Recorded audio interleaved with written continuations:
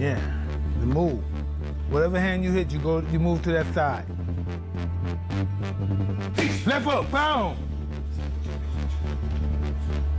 You gotta think of throwing punches. Your job is to throw punches. A dog with sheep, it will become a sheep.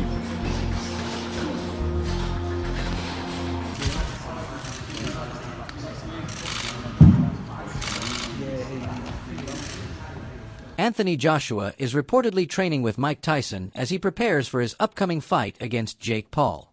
Joshua has studied old-school techniques associated with Tyson's trainers to refine his skills, and his current focus remains on strategy, speed, and power.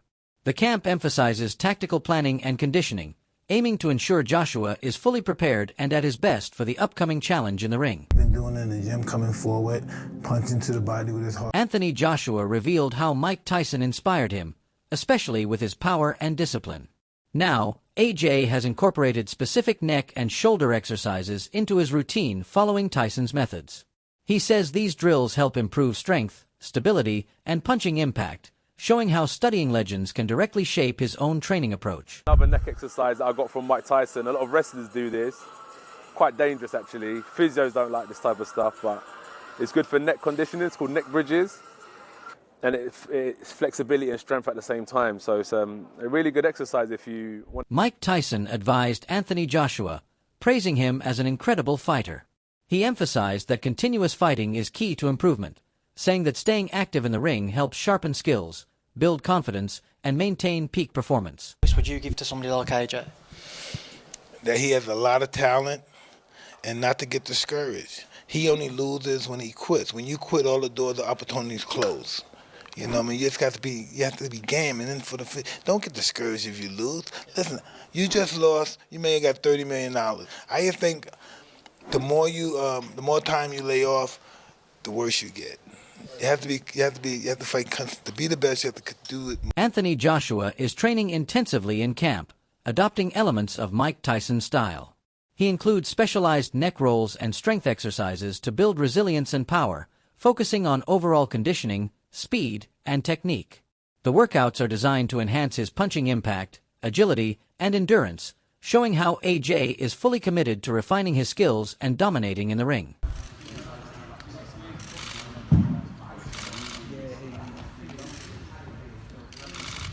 Whoa, my physio's looking at me like, what the fuck? I can see you looking at me like, fuck, please don't fuck you. Hey, if it goes, at least you're here anyway.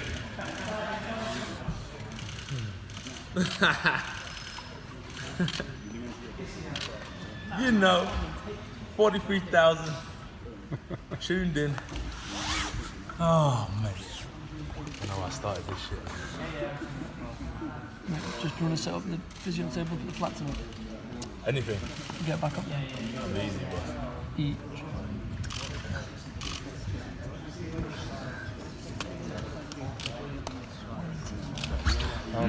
Showtime sent me a lovely picture of me, the donkey. Eddie Hearn has made it very clear that he believes Anthony Joshua would defeat Jake Paul if the fight were to happen. Hearn stresses that although Jake Paul is not considered a top-level boxer or a big name in traditional boxing circles, people should not assume that Joshua's victory would be effortless. Hearn points out that Joshua has a history of defeating formidable opponents, including Francis Ngannou, who is an elite fighter in his own right. The comparison is important because it highlights that Joshua's wins are the result of skill, preparation, and discipline rather than simply facing weak or untrained opponents.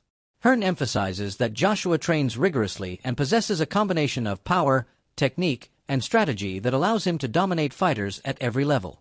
Jake Paul, Anthony Joshua, 50-50 fight. What do you make of that? Yeah, I just said in another interview, great if it is. I mean, if it is, then you've got no problem seeing it. But when AJ,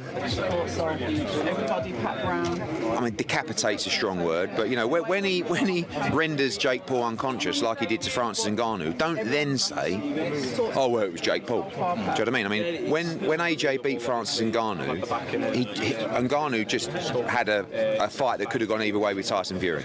Then AJ poleaxed him, and everyone just said he's just an MMA fighter. Do you know what I mean? Jake Paul's not Francis Ngannou. But as I said before, if you want to see Jake Paul exit the boxing world, Nigel Benn has expressed concerns about the effect of entertainment-driven fights on professional boxing. He believes that when celebrities or social media personalities enter the ring, it creates a situation where traditional boxers who dedicate their lives to training and competing at a high level do not receive their fair share of financial reward. Ben points out that the pay for real competitive boxers is often modest compared to the massive sums offered in crossover events that generate public interest and viral attention. These spectacle fights draw huge audiences and sponsorship deals, translating into very large paydays for participants who may not have the same level of experience or skill. Ben argues that this trend could be harmful to the sport because it undermines the efforts of professional boxers who have spent years honing their craft. Bit of rumours around today, Anthony Joshua and Oh, Jake. no. I'm not even really entertaining that. It's just not. Being a two-time heavyweight champion of the world, it's I don't know, YouTubers. I'm not really into all them influencers coming in there, and there's like some boxers that really work their butt off, don't get paid like what these guys are getting. And Anthony Joshua being a former world champion should be fighting like someone in the top 5, top 10. So I really got much time to talk about that. Not You think it's interested really. bad for boxing? Well, not bad for boxing. If people want to pay to watch it, then who am I? I'm just giving you my opinion. Who's not worked his way through the ranks to earn that shot at the former world champion? No, not at all. Australian boxing. Who are you a fan of? Obviously got good fighters out there. Jai's my type of fighter. He's very spiteful, and it's just another level, really. I don't think there's no better cruiserweight around. Oladipo highlights the financial perspective of the Anthony Joshua versus Jake Paul fight. From his point of view, it would be unwise for Joshua to reject such a lucrative opportunity, as the earnings could approach $100 million. For a fighter of Joshua's caliber and experience, the challenge posed by Jake Paul is minimal compared to the reward, making the fight a low-risk, high-reward scenario. Oladipo stresses that this kind of financial windfall is rare in boxing, even for top-level champions, and taking advantage of it would be a smart career move.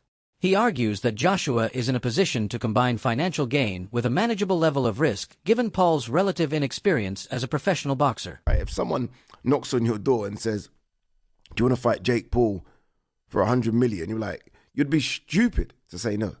No, I don't want that $100 million for what would be and will be and should be easy work for AJ. Like, well, why are you going to turn down $100 million? AJ should and could knock out Jake Paul in a round. Like if Jake Paul was over here fighting under our British Boxing Board of Control, I don't think it would be a Southern Area cruiserweight champion. AJ is a former unified heavyweight champion of the world that I still believe is a top 10 heavyweight in the world. Like AJ should be able to destroy him. AJ is going to be 60 pounds or so bigger than him. AJ hits like a truck. AJ is a better boxer. Like this is A large portion of boxing fans are vocal in their criticism of the idea of Anthony Joshua fighting Jake Paul. Many fans feel that this matchup represents a mockery of professional boxing, as it pits a seasoned heavyweight champion against a social media personality who lacks experience in traditional boxing circuits. Fans worry that Joshua's decision to accept the fight may prevent him from pursuing a potential bout with Tyson Fury, a more legitimate and challenging heavyweight opponent. For these critics, the fight appears to prioritize financial incentives over the sport's competitive and historical integrity. Social media and forums are filled with discussions expressing frustration with the mismatch, and fans often question whether Joshua's legacy could be tarnished by participating in such an event. Anthony Joshua gets in the ring with YouTuber Jake Paul, and that's what he is, YouTuber Jake Paul. Would you watch it? Simon, before we take some calls, with this seemingly in the pipeline, can we safely say goodbye to Anthony Joshua versus Tyson Fury? Well, I think it's done anyway, judging by the mood music that seems to be coming out from various camps. if you listen to Tyson Fury, he seems to be, despite the fact we've danced this dance before and walked this walk before, he seems to be talking in a very different way. There's no hyperbole. It's, I'm done. This is a younger man's game. I've done my bit. I'm at peace with where I am in life. I don't need boxing anymore. But not in the flash for cash way that Tyson often does it. In a more earnest way is my understanding of his sort of thought processes. So with that in mind, it almost feels that that's off the table anyway. Who knows? The draw of the enormous amounts of money that this one fight can generate. This is the one fight that can really get everybody paid. I mean, the two protagonists. Whatever Usyk takes, tragically for him, he wouldn't even get anywhere near as much money as potentially being offered for the Fury-Joshua fight. What would earn AJ more of a pay packet? Fighting Fury or fighting Jake Paul? Well, I would think tragically fighting Jake Paul. God, what is that? Because the revenues, because it's a Gen Z TikTok generation that wants to watch sport in a certain way. Yeah, and that's nothing critical of them. It's just the way that it is. And that's the circumstances of social media and the platforms that people like Jake Paul are able to cross over. It's not a case of people in the mainstream should be dinosaurs. The digital world and those opportunities and those platforms are marvelous places. And you know, you heard me talking about Mark Goldbridge the other day and the commercial deal that he did with the Bundesliga. And we can be sniffy about their level of content, or we can accept that there's a place for everybody. It's interesting that still the digital world, and that's... Analysts have observed that Jake Paul's choice to fight Anthony Joshua marks a significant escalation in competition compared to his prior opponents. Unlike the older or retired fighters he has previously faced, Joshua is an active, high-level professional with a record of competing against top-tier opponents. This shift challenges Paul to adjust his training, strategy, and mindset, as he can no longer rely on facing someone past their prime or inexperienced in serious bouts. Analysts note that while Paul remains the underdog, the matchup tests his abilities more realistically, offering him an opportunity to demonstrate growth and improvement. Maybe even bigger than the Mike Tyson fight. It's hard to say, really. Tyson was a big name, but it's going to do numbers regardless, because Joshua is a big name, and then people are going to be tuning in to see Jake Paul get knocked out. Right now, Eddie Hearn talks about Jake Paul taking this Joshua fight. I mean, my estimations of Jake Paul would go through the roof if he signed to fight Anthony Joshua, because I just can't believe in my mind that he would do something like that. I mean, Gervonta was a smart one because of his size. Like, you know, I think actually he would have had a lot of success against Jake Paul, but the size is a problem. But this would just be, you know, like if Jake Paul was to take the fight with AJ, you'd really have to maybe carry his balls in a wheelbarrow on the ring walk, you know, because AJ wouldn't mess around in there, you know. So it would be huge, but nothing, you know, to tell you it's close. Just a few conversations so far. Damn right, if Jake Paul takes this fight, he's got some major balls on him. And I know people hate influencer boxing, but come on, he's not fighting an old, retired, past the prime MMA fighter. No, he's fighting a legit boxer who's massive, 6'5", 6'6", jacked, 240, 250 pounds, shredded, power puncher. Do we need to remind ourselves of what Joshua did to Francis Ngannou? Francis Ngannou was coming off a pretty good performance over Tyson Fury. He didn't get the win in that fight, but you could argue that he did actually win that fight. And Ngannou, throughout his entire MMA career, in 4-ounce gloves, very rarely got hit. He could take a punch. He's got a big, fat African head. Big, thick neck, traps back. He just can't really be hit. And look what Joshua... Shane McGuigan has expressed skepticism about whether the Anthony Joshua versus Jake Paul fight will actually take place. He describes the idea as farcical, questioning the practical and logistical elements required for the fight to happen. McGuigan points out that while there is public interest and media hype, multiple factors could prevent the bout from materializing, including contract negotiations, promotional issues, and the physical and reputational risks involved. He also notes that from a sporting perspective, the matchup may not make sense for Joshua if the primary objective is maintaining competitive credibility. McGuigan's comments reflect the concerns of many within the boxing industry who are wary of prioritizing entertainment and financial gain over legitimate sporting challenges. So, Anthony Joshua, Jake Paul reports. What do you make of it? And if we were to see AJ step in with Jake Paul? I said it yesterday, I'll say it again, I think it's farcical. I don't see how it's going to materialise. I didn't think the Tank fight would materialise, and it didn't. And you know, it's all good saying that you're going to box somebody, and then, you know, but until literally they're on the ring walk, and in the ring, and I'm not going to believe it. Away from AJ, what do you make of the Devin Haney and Brian Norman Jr. fight next week? It's an interesting fight. Haney's up at 147. He looks good. He looks physically good. It's mad to think he's only 26 years of age. Confident-wise, I don't know what that Garcia fight took out of him. Because yes, he tested positive afterwards, but I believe that his Achilles heel is punch resistance, and I think it'll be interesting. I don't know enough about Norman, but I think definitely test him, and maybe Devin Haney will hold a better shot now. He's up at 147. But yeah, it's an exciting matchup. I think it's a. Analysts have noted a shift in how Jake Paul is perceived within the boxing world. While he was previously seen primarily as a celebrity or social media personality, he is beginning to gain recognition as a legitimate boxer, in part due to the increased level of competition he is facing.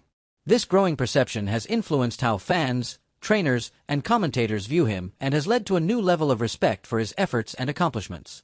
Analysts point out that this does not mean Paul is on the same level as elite boxers like Joshua, but it does signify a step toward credibility. I feel like the one that I was mostly from you was the Anderson Silva one. Where Anderson Silva had like one sick round where he's like, whoop, whoop, doing it what Anderson Silva does and missing everything and cracks him and whatever. And then he just like the next few rounds, he's back to like just getting his butt kicked by Jake Paul and walking around, doesn't look the same. Yeah. But again, I don't think these guys are actually getting dropped to like faking. I think Jake Paul actually has that kind of power. I just feel like they kind of know the deal. Okay. Yeah, we're gonna fight. We're gonna fight. I make a lot of money. You make a lot of money, not as much money as me, but you make more money than you ever would. So you take it. It is what it is. But I don't know. Kind of sucks to see all these legends, right? Like of the sport. Like, you don't want to see that. You don't want to see this guy is losing to freaking Jake Paul.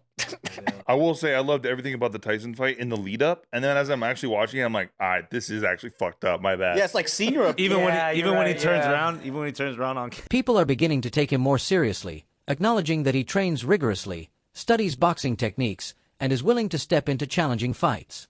This development has implications for his career trajectory, as increased recognition of his skill could help him attract more serious opponents and higher-profile bouts in the future. Analysts suggest that while he is still learning, the fact that he is being taken more seriously represents a notable shift in perception and marks a turning point in how crossover fighters are viewed within the boxing community. He probably knows some other stuff like how much Anthony Joshua made. Is he in debt? Does he have to do? They know these. There's an outside motivation to want to do it. Yeah. And then that's probably why guys like Tyson or whatever would like, well, yeah, I need to pay some bills. Let's do it. It also gets their name back out there, like in a big way. And it has to be a big enough name that people are interested at all. Yeah. And I think at this point, Jake Paul is taken a little more seriously than before. Like, if it was the first fight, I think it's a lot different. But then at this point, I think it's more like, oh yeah, it's a thing. It's an exhibition. It's a model. Yeah. This has got to be big money because even Anthony Joshua's last fight that he lost, he reportedly earned about 25 million pounds.